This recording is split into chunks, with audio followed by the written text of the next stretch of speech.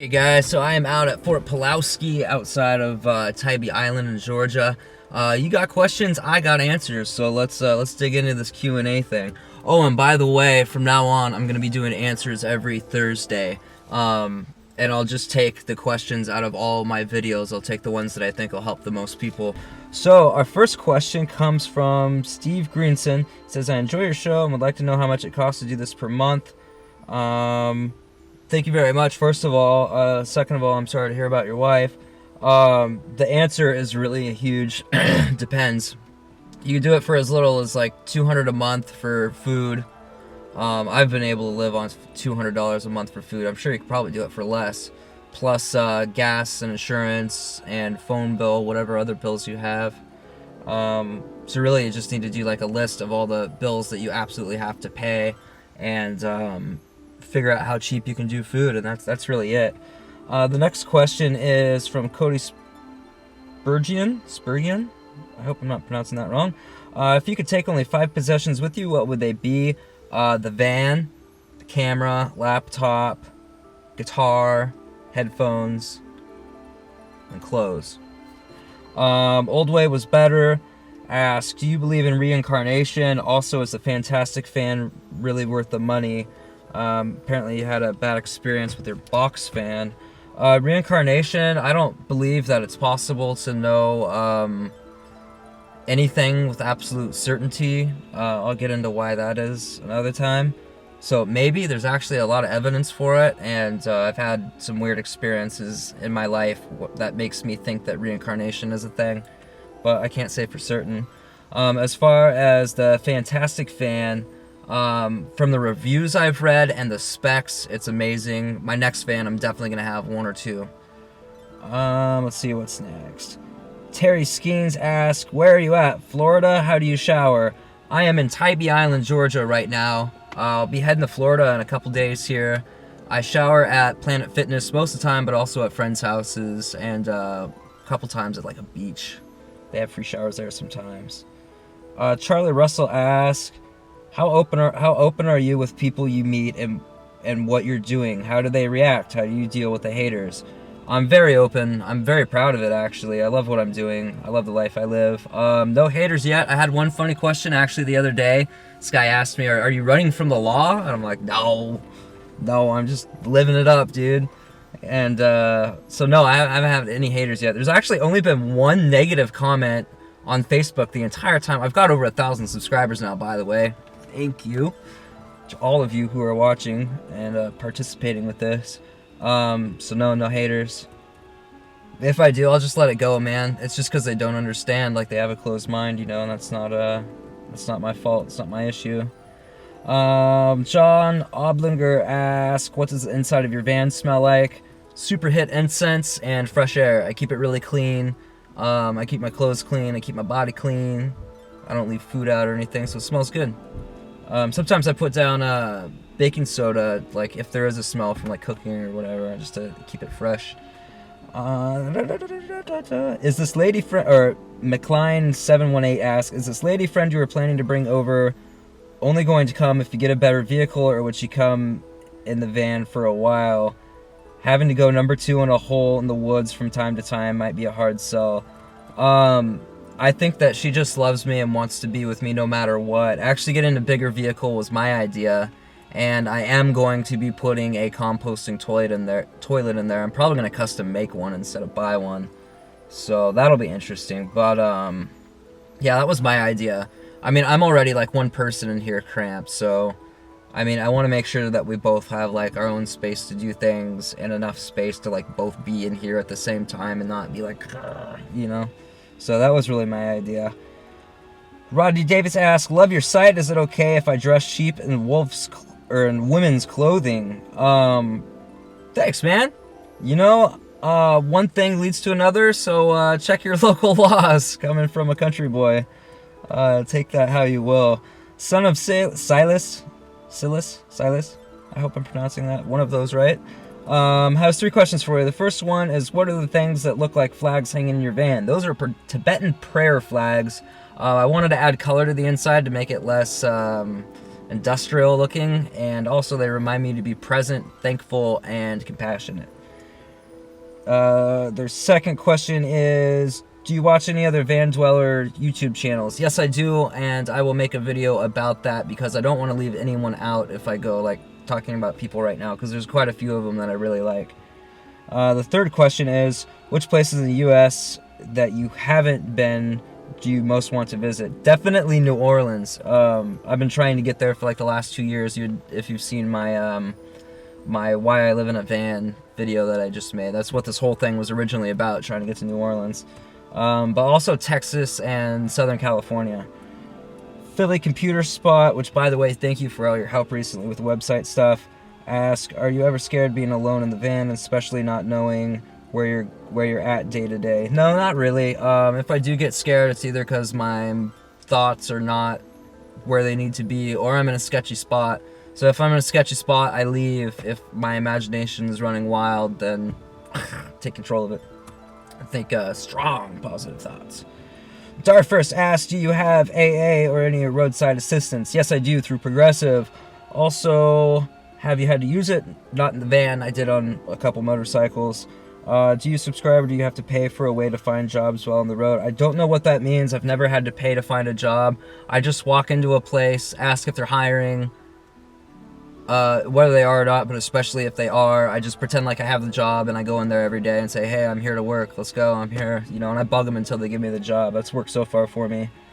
Oh,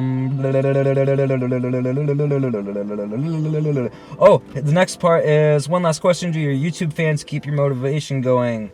Yes, absolutely. I love making videos. I love trying to improve them every time.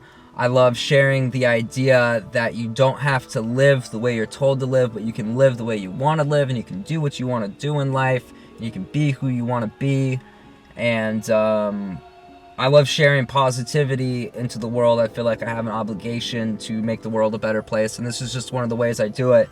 But with that said, I get so much awesome positive feedback, so many like heartfelt, like real, genuine comments, and I feel like I'm like building this like community, and it's just beautiful, and I love it. So absolutely, if the comments like didn't show up at all, like I would probably be making a lot less videos, and I probably wouldn't be as motivated to make them as I am. But I definitely absolutely love the positive feedback that I get, and I'm so grateful for you guys, so thank you so much. I'm so grateful. Barry Harry asks, Barry Harry, I like that. Hi there, I got a question for you. Have you ever been broken down, running low on gas, and there's no food to eat? How would you go about getting money in this situation where you can't find work? Live free, live life, and have fun. Thank you very much. I've been very close. If I did get in that situation, first places I would hit up is get on Google and find out where food banks are. Get food that way. Hit up the food stamps office. They'll have resources for getting food immediately. And if you're totally broke, they can hook you up on food stamps really quick. There's all kinds of social programs you get healthcare insurance that way, everything. So basically that's it. But the main thing is I would make up my mind that I'm determined to make my way out of this, and I'm determined to get a job, I'm determined to get food, and I will not settle for less. And with that mindset, you just go and you'll find a way, or a way will present itself for you. But the main thing is keeping your mind strong in that situation. I haven't been there, but I've been very, very close. Muffin Stab asked, does your van have a name? No, I don't name things anymore. I named my first motorcycle, and then she died, and I felt really sad, so I don't do that anymore. Arkansas Mike says, cool, I can't think of anything, but I love your channel, bro. Thanks, Arkansas Mike. I love your comments. Barca Simple says, does living in a van make you feel euphoric? I think that feelings come from within, but outside things can trigger them, but it's our beliefs that create our emotions.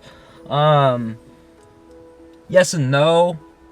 I think that the way I'm living in a van, like, I'm living life on my terms, doing what I want to do. I'm out traveling, seeing beautiful places, meeting people, experiencing new things, getting out of my comfort zone and becoming the best version of myself. Doing those things make me feel euphoric, but I think I could do all those things without the van. But the van makes it much better and much easier, so kind of. Anticonformist. Like your screen name. Anti-conformism. Conformism. What are some of your worst experiences on the road? Have you ever had a problem with vandals or thieves trying to break in your van? No, I've never had any experiences with anything like that. I think the worst experience was probably Tennessee in July, just because it was so hot. It was absolutely miserable. Being from Oregon, I'm used to like cold. I'm not used to hot and humid. Like it was pretty hard to deal with. Andrew Chamberlain says, love your videos, dude, and I'm planning on starting van dwelling this spring. What were your biggest influences to start your van lifestyle? Feeling free, definitely. Again, back to my why I live in a van video. It started on the motorcycle, and I felt best when I was out exploring. So I found a way to do that where I felt safe and comfortable most of the time, which is in a van instead of on a motorcycle. But also, once I got the idea to get, like, I was thinking about like a Subaru or a Volvo or something, and I checked out Dan Travel's van on YouTube. I saw that and I was like, oh dude, yeah, this van's incredible. Like, this is a real thing. I could totally do this. So that was like a big, his van was like, yeah dude, I could totally do this. And then I started getting into other van dweller channels and I saw that other people were doing it. I was like, oh yeah dude, I'm definitely doing this. So yeah. Scatter Van Shine. I can't get over that screen name. That's the best. How long are you planning to continue this lifestyle? 5 years, 10 years, or go with the flow? One thing in life is certain: things change. Yes, things definitely do change. I don't know. Indefinitely for now. We'll see what happens. It doesn't make sense logically or emotionally to pay rent somewhere and be stuck in one place, because I get so much out of traveling and being free and having all that extra money to do whatever I want and not having to work for all that extra money. But I'm like learning new ways of income where I don't have to trade my as much as my time for money. So we'll see what happens. Clevis says, what do your tattoos mean? I'm gonna get to that in a second. I'm gonna save that for last. There's one more after that. Nicholas Murray says, what is your favorite state for living the van life so far? The South. Georgia, South Carolina, North Carolina, Tennessee, and Kentucky are the states that I've been to in the South so far. Oh, and Virginia. Because, well, I'm going to say the South in fall, winter. Because the weather is perfect, everything is beautiful, and the people are so nice. I love the South, dude. The people are so nice. It's just ridiculous. Okay, so tattoos. I'm going to show you this. So, breathe, fire. I got the breathe first. That's when I learned about like yogic breathing and how silencing the mind and focusing on the breath pulls you into the moment. It can make you feel relaxed at any time. So it was like a reminder for that. And then I found out that a couple of my friends from like grade school or something that I hadn't seen for ages and ages had the same tattoo and pretty much the same font. And that freaked me out because they were girls. And I was like, I don't want the same tattoo as girls. But that is a really interesting, weird thing. So I got the fire on the other side in a very like aggressive badass font, so it's like breathe fire, it's like live passionately. So that's that. And then the moon here I just got, that symbolizes like the shadow self, the parts of ourselves that we don't want to acknowledge generally and we try to suppress, which come out in other ways. But my whole thing is like, know every part of yourself, and the more you know your shadow side and like shine light on it and love it, the more complete of a person you are, and the more whole you are, and the more capable you are of doing anything you want. This side I have the barcode. I got that's kind of a hard one to explain. It's basically like we're born into this world where like we're told to be a certain way, to do a certain thing, to act a certain way, like the whole like get a good job, get married, have 2.5 kids, white picket fence, all that BS, like. And like the media is constantly telling us who to be and how to feel and what to believe and what to think and all this stuff, and it's like a rejection of that. And then I got the birdcage. I got this on the day I started the motorcycle trip. That's like a freedom from that thing and like being my own person and making up my own mind about stuff. I got that on Friday the 13th, the day I started my motorcycle trip. So this was really the start to this whole thing. This side I have a bass clef because I love music. This side a treble clef. And over here I have flames and a skull because they're badass, basically. And then I have This is actually really, I hope people can see me because I must look really ridiculous right now. This is a kanji. I hope it means dog. I got that one of my dogs died, my Rottweiler Cujo. And then I have a giant one on my chest, which I'm gonna do in a separate video. I'm gonna do that for a Facing Fears one because part of it is something that I wish I didn't have and I'm kind of embarrassed to have. And I actually don't like go swimming in public places because of it. So I'm gonna save that for a Facing Fears video. Yeah. So thank you guys so much. Like I said, from now on, I know today's Saturday, but from now on every Thursday, I will be making a Q&A Thursday. So see you there. Thanks.